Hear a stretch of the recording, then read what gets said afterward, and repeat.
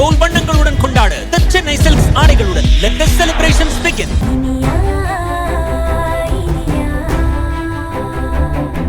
இந்த சேர்மன்லாம் உன்னை காப்பாற்றுவான்லாம் ஒன்று நினைக்காது.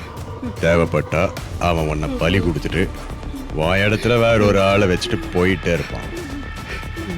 அதனால டைம் எடுத்துக்க, நல்லா யோசிச்சு சொல்லு. இல்ல சார், இதுக்கு சேர்மனுக்கு எந்த சம்மந்தம் இல்லை சார். ஐயோ இனியா,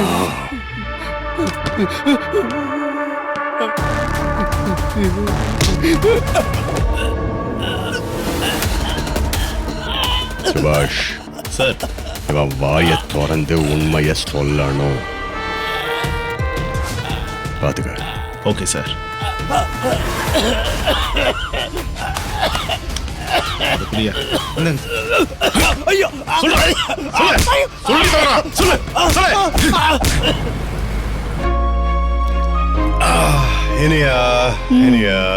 வாங்க விக்ரம், பரவாயில்லையே, இன்னைக்கு ரொம்ப சீக்கிரம் வந்துட்ட மாதிரி இருக்கு.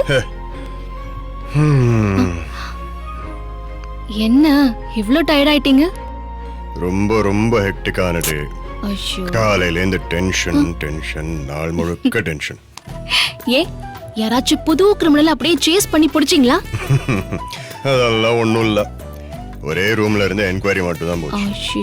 ஆனா அதுவே ரொம்ப டயர்டாக்கி விட்டுருச்சு. சரி, நான் வேணா உங்களுக்கு தலையை பிடிச்சு விடவா? கொஞ்சம் டென்ஷன் குறையும்ல.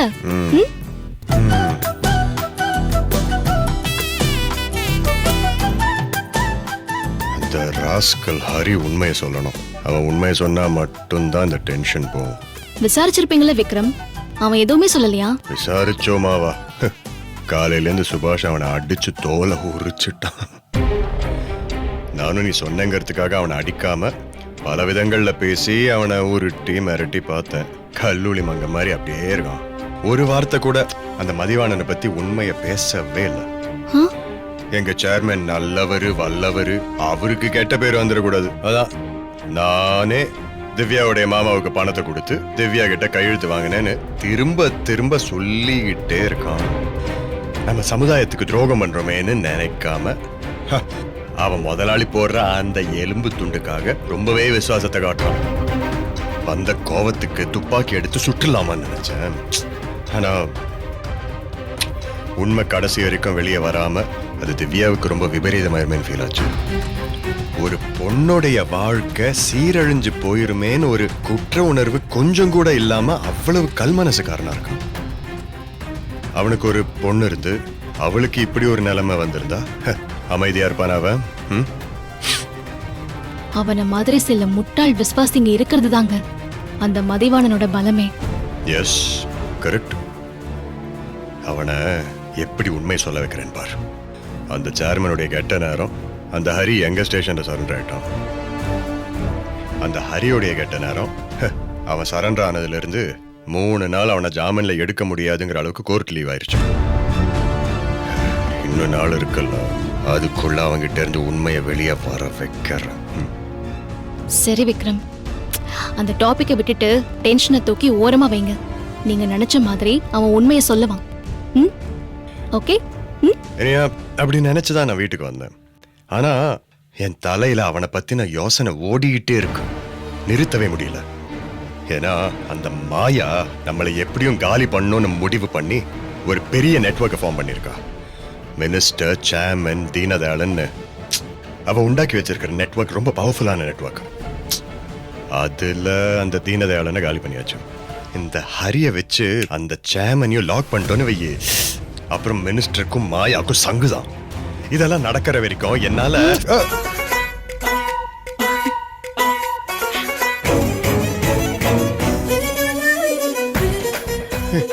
என்ன பேசிட்டு இருக்கும்போது திடீர்னு ஷாக் எல்லாம். பின்ன என்ன, அந்த டாபிக்க விடுங்க, டென்ஷனை தூக்கி ஓரமா வைங்கன்னு சொன்னா அதையே அதிகமா பேசுவீங்களா? இப்ப நான் கொடுத்த ஷாக் ட்ரீட்மெண்ட் எப்படி வேலை செய்யுதுன்னு பாத்தீங்கல்ல. போங்க, போய் சீக்கிரம் ஃப்ரெஷ் அப் ஆயிட்டு வாங்க. நாம எங்கயாவது கோவிலுக்கு போயிட்டு வரலாம். நான் போய் டீ ஸ்நாக்ஸ்லாம் எடுத்துட்டு வரேன், சாப்பிட்டு போலாம். நில்லு, எனக்கு எதுக்கு டீ ஸ்நாக்ஸ் எல்லாம்? எனக்கு வேண்டிய ஸ்நாக்ஸே நீ தானே, நானே எடுத்துக்கிறேன். ஓகே, எடுத்துக்கலாம். அதுக்கு இன்னும் நிறைய டைம் இருக்கு. No. இப்போ டீ ஸ்நாக்ஸ் மட்டும் தான். போங்க, போய் ஃப்ரெஷ் அப் ஆயிட்டு வாங்க. போங்க.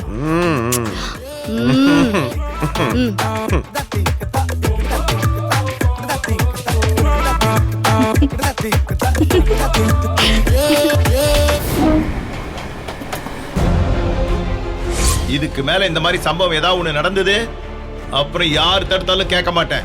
ஏர்பாடியில கொண்டு போய் சேர்த்து விட்டு வந்துருவேன். அமுதா, அமுதா, அமுதா, இவ ஏன் அப்படி பித்து பிடிச்ச மாதிரி உட்காந்துருக்கா தெரியலையே. கௌரி, யாழினி, என்னங்க, இவ ஏன் இப்படி உட்காந்துருக்கா? என்ன கேட்டாலும் பதில் சொல்ல மாட்டேங்கிறா. எங்களுக்கும் என்னன்னு தெரியலங்க. எப்பவும் சலசலன்னு பேசிக்கிட்டே இருப்பா. இன்னைக்கு என்னாச்சுன்னு தெரியல. புடிச்சு வச்ச புள்ளையார் மாதிரி இப்படியே உட்கார்ந்திருக்கா. என்ன கேள்வி கேட்டாலும் பதிலே சொல்ல மாட்டேங்கிறா. என்கிட்டயும் கூட வந்து வீட்ல என்ன சமையல், புதுசா எதுவும் சமைக்க கூடாதான்னு தொன்னு 1000 கேள்வி கேட்டுட்டு இருப்பாங்க. அப்படிப்பட்டவங்க இப்ப என்னன்னே தெரியல, மௌன சாமியார் மாதிரி மௌனமாவே இருக்காங்க.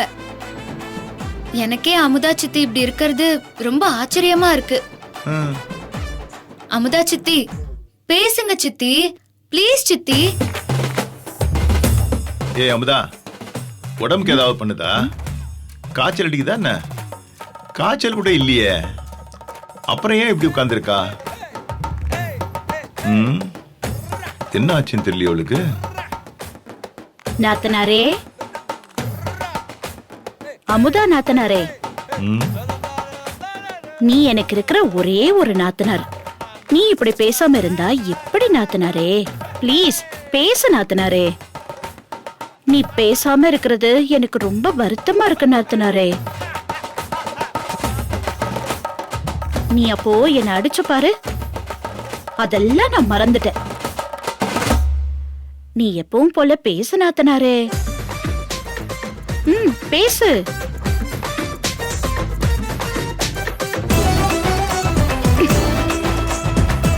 இப்படியே பேசாம தான் இருக்கணும்.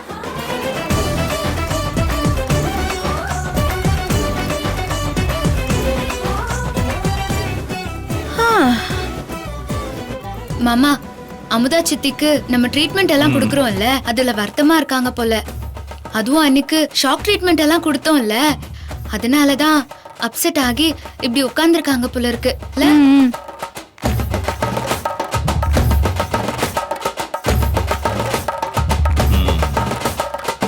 அமுதா கண்ணு, அண்ணன் சில சமயம் உன்னை திட்டுறேன், உன்னை கொட்டுறேன், ஏன் அடிக்க கூட தான் செய்யறேன். என்னடா செய்யறது? நீ நடந்துக்கிட்டு தான் அப்படி இருக்க. நீ முன்ன மாதிரி ஒழுங்கா இருந்தீனா நான் ஏமா உன்னை திட்ட போறேன்? ஏதோ போதாத காலம், உனக்கு புத்தி சுவாதீனம் இல்லாம போச்சு. இது பாரு, அண்ணனுக்கு உன்னை ரொம்ப பிடிக்கும் கண்ணு. அதனாலதான் நீ இவ்வளவு பண்ணியும் உன்னை ஊருக்கு அனுப்பாம இங்கேயே வச்சிருக்கேன். டாக்டர் வீட்டுக்கு வந்து ட்ரீட்மெண்ட் கொடுக்கறதுக்கு எவ்வளவு செலவாகுது தெரியுமா? அன்னைக்கு ஷாக் ட்ரீட்மெண்ட் கொடுத்ததுக்கு மட்டும் 7800 ரூபாய் பில்லு கொடுத்துட்டு போயிட்டாரு. இந்த மாதிரி 100 ஷாக் ட்ரீட்மெண்ட் கொடுக்கணும்னு டாக்டர் சொன்னாலும் அதுக்கு செலவு செய்யறதுக்கு நான் ரெடியா தான் இருக்கேன். எனக்கு என் தங்கச்சி குணமாகணும், அவ்வளவுதான். பாசமலர் எப்படி உருகுது பாரு. நீ ஒண்ணும் கவலைப்படாத, எனக்கு நீ முழுசா குணமாகணும். அதனால அண்ணன் உன்னை கூட்டிட்டு போய் ஒரு பெரிய ஹாஸ்பிட்டலா பார்த்து அட்மிட் பண்ணிடுறேன். என்ன? இது பாரு, நீ ஒன்னும் பயப்படாத, நான் பாத்துக்கிறேன். நீ தைரியமா இரு. அப்பா, அத்தை, என்ன அத்தை, மாமா அமுதா சித்திய ஹாஸ்பிட்டலுக்கு கூட்டிட்டு போய் சேர்க்க போறேன்னு சொல்றாரு. சேர்க்கட்டும். ஆஸ்பத்திரியில வச்சு டெய்லி கரண்ட் ஷாக் கொடுத்து மாட்டுக்கு போடுற சைஸ்ல இவ்வளவு பெரிய ஊசியை போட்டாதான் இவளுக்கெல்லாம் புத்தி வரும். இவ வீட்ல இல்லனா நமக்கு நிம்மதி தானே. அமுதா, இப்படியே இரு. அதான் உனக்கும் நல்லது, எங்களுக்கும் நல்லது.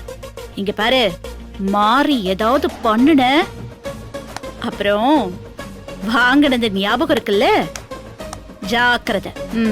வா.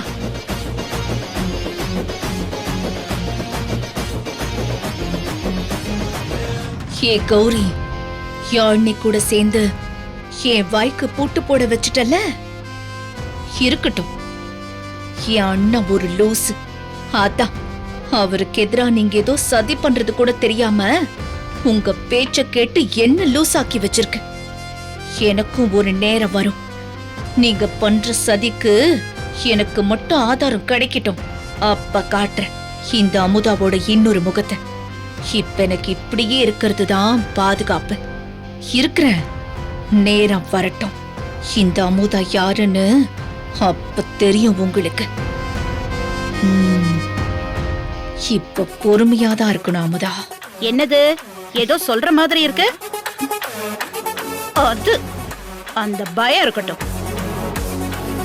போட்டேனா வெந்த வெந்த.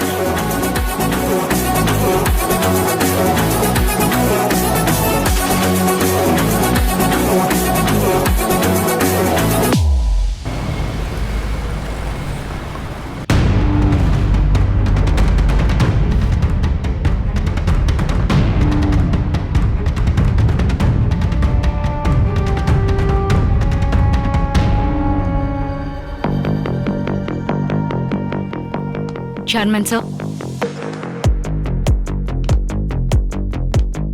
எவ்வளவு நேரம் நாம இப்படியே நின்னுட்டு இருக்கிறது? அந்த ஹரி லாக்அப்ல இருக்கிற ஒவ்வொரு நிமிஷமும் நமக்கு ஆபத்து தான். அவனை சீக்கிரம் வெளியே எடுக்க ஏற்பாடு பண்ணுங்க. எனக்கு மட்டும் ஹரிய உள்ள விட்டு வைக்கணும்னு ஆசையா என்ன? அவனை உள்ள அனுப்பின மறு நிமிஷமே ஜாமீன்ல எடுக்கணுங்கிறத என்னுடைய பிளானே.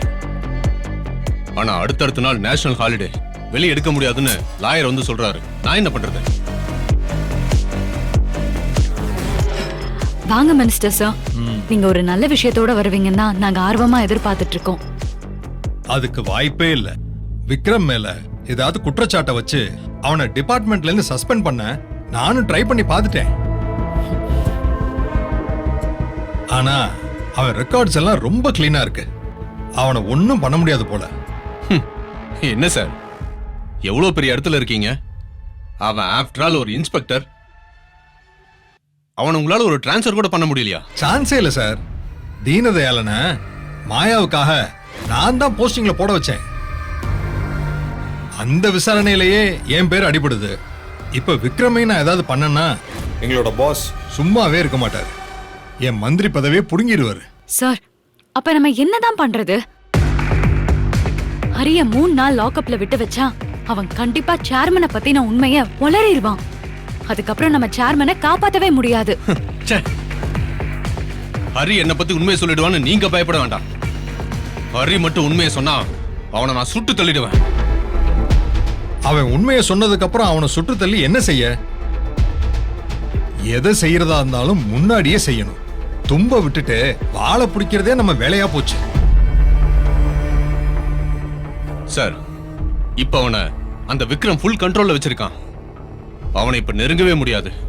எதுனாலும் கோர்ட் திறந்ததுக்கு அப்புறம் தான் பண்ண முடியும். இந்த திவ்யா கேஸ் மாதிரி எத்தனை கேஸ ஒவ்வொரு வருஷமும் ஹேண்டில் பண்றோம். எப்பவுமே இந்த பிரச்சனை கைமீறி போனதே இல்ல. ஆனா இந்த இனியாவால எல்லாமே எல்லமீறி போயிட்டு இருக்கு. அது சரி, திவ்யாவை தூக்கிட்டு வந்து உங்க காலடியில போடுறேன்னு சொல்லிட்டு அந்த மூர்த்தி போனானே, அவன் என்ன ஆனா? அவன் ஒரு குடிகாரன். அவன் இங்க இந்த வேலையை செய்ய போறான். நீங்க தேவையில்லாம அவனுக்கு கையில காசை கொடுத்து அவனை வேலைக்கு வச்சிருக்கீங்க. அப்படிலாம் இல்ல. அவன் சொன்ன வேலையை சரியா செய்வான். அவன்கிட்ட நான் பேசுறேன். டேய் ராஜா சார். இங்க வா. சொல்லுங்க சார். அந்த மூர்த்திக்கு ஃபோன். சரிங்க.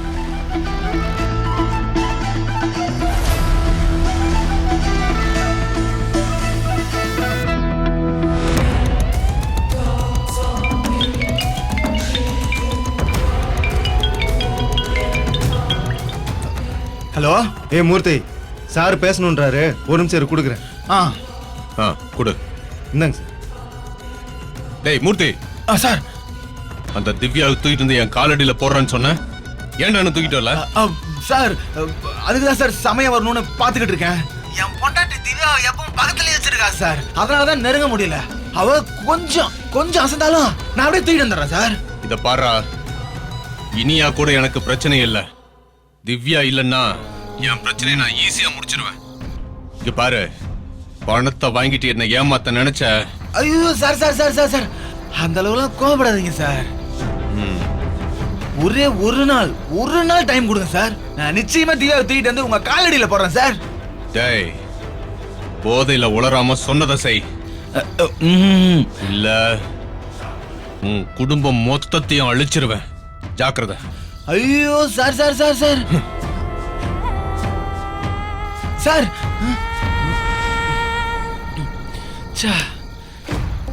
சேர்மேன் பேசுனதுல அச்ச போதெல்லாம் இறங்கி போச்சு.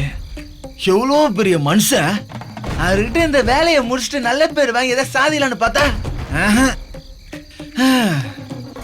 என்ன ஆனாலும் சரி, இந்த வேலையை நாளைக்கு முடிச்சிடணும். இப்ப குடிக்கலாம்.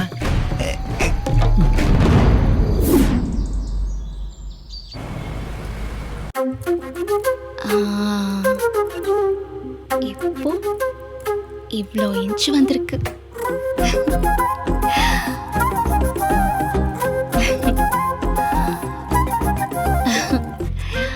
ஏய், என்ன பண்ணிட்டு இருக்க? ஏதோ அளவெல்லாம் எடுத்துட்டு இருக்க. துணி ஏதாவது வச்சு போறியா? போலீஸ் வேலை மட்டும் தான் தெரியும், வேற எதுவும் தெரியாது. ஏய், என்ன இப்ப என்ன? பொண்ணு இன்ச் டேப்ப வச்சு வயிறு அளந்துட்டு இருக்கானா, அது என்னவா இருக்கும்னு கூட உங்களுக்கு தெரியாது. என்ன வெயிட்? என்ன புருஷனோ நீங்களாம். என்ன வெயிட் போட்டேன்னு அர்த்தம் இல்ல? ஏய், நான் வெயிட் போட்டனா? இல்ல, நான் வெயிட் போட்டனா? எனக்கு என்ன தெரியும்? நீ சொன்னாதானே தெரியும். என் வயிறை பார்த்தா உங்களுக்கு என்ன தெரியுது? பெருசா எனக்கு ஒன்றும் வித்தியாசம் தெரியல. என் கூடவே இருந்து பாத்துட்டு இருக்கிறதுனால உங்களுக்கு எந்த வித்தியாசமும் தெரிய மாட்டேங்குது. ஆக்சுவலா எனக்கு இது 5வது மாசம். அதான் என் வயிறு கொஞ்சம் பெருத்திருக்கே, தெரியல? நம்ம ஜூனியர் வளர ஆரம்பிச்சிருச்சு. ஓஹோ,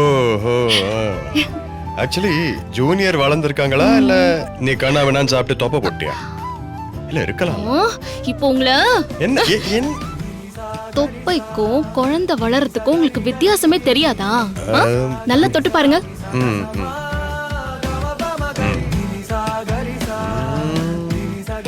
இது குழந்தை தான் தொப்பை இல்லைன்னு எப்படி கண்டுபிடிக்கிறது? குழந்தையோட துடிப்பு டைரக்டா கையில ஃபீல் ஆச்சுன்னா அது குழந்தையோட வளர்ச்சி. அப்படி துடிப்பு கையில ஃபீல் ஆகலனா அது தொப்பை. இப்ப நல்லா ஃபீல் பண்ணுங்க. ஏய், ஆமாமா, அந்த இதய துடிப்பெல்லாம் ஃபீல் ஆகுது. ஐயோ சொன்னல்ல. ஏய், கேக்குது அந்த இதய துடிப்பு. ஐயோ நல்லா கேக்குதே. சூப்பர். அப்பாடா, உங்களை நம்ப வைக்கிறது இருக்கே, அதான் ரொம்ப பெரிய கஷ்டம். நீங்களே இத்தனை கேள்வி கேக்குறீங்கன்னா அங்க மாமா யாழ்னியே எத்தனை கேள்வி கேட்பாரு. அதான் யாழ்னி அவ்வளோ பயப்படுறா. நீ யாழ்னின்னு சொன்னதும் ஞாபகம் வருது. இப்போ யாழ்னி கர்ப்பமா இருக்கிற மாதிரி நடிச்சிட்டு இருக்கா இல்லையா? சோ அவளுக்கும் இதே மாதிரி வயிறு கொஞ்சம் பெருசாகணும்ல. என்ன பண்ண போறா? அதுக்கு நான் ஏற்பாடு பண்ணிருக்கேனே. இங்க பாருங்க. ஏய், இதா என்ன பண்ணுவாங்க? ஏங்க, இத அப்படியே வயித்துல கட்டி புடவைய போட்டு மறைச்சுக்க வேண்டியதுதான். அப்படி பண்ணிட்டா 5 மாசம் வயிறு மாதிரி தெரியும். ஓ பா, இந்த கேடித்தனம்லாம் உனக்கு எப்படி தோணுது? Super Iniya, first class. அதெல்லாம் பிறந்ததுல இருந்தே நான் பிரில்லியன்ட். விக்ரம், என் அக்கா இருக்காளே, அவளுக்கு இது கூட தெரியாது.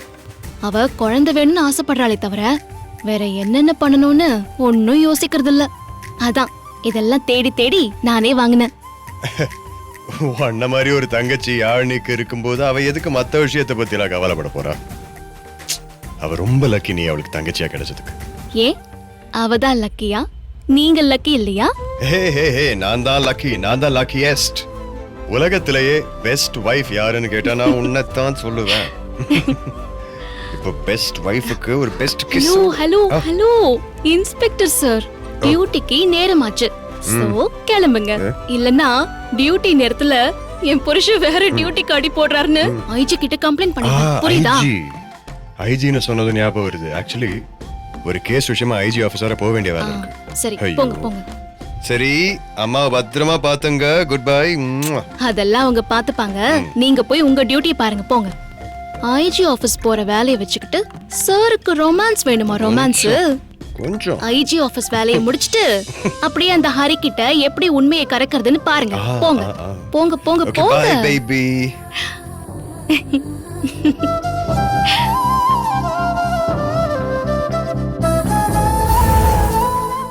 வந்தாச்சு தீபாவளி கொண்டாட்டம். இனி வீடெல்லாம் கோலாகலம். ஏன்னா மின்னிடும் வண்ணங்களாய் சென்னை சில்க்ஸின் ஏராளமான தீபாவளி கலெக்ஷன்ஸ். நினைச்ச மாதிரி எல்லாருக்கும் பிடிச்ச மாதிரி நிறைய சாய்ஸஸ், லாட்ஸ் ஆஃப் சர்ப்ரைசஸ். எண்ணம் போல் வண்ணங்களுடன் கொண்டாடு The Chennai Silks ஆடைகளுடன் Let the celebrations begin. Saregama TV shows Tamil YouTube சேனல்ல லைக் பண்ணுங்க, கமெண்ட் பண்ணுங்க, ஷேர் பண்ணுங்க, சப்ஸ்கிரைப் பண்ணுங்க.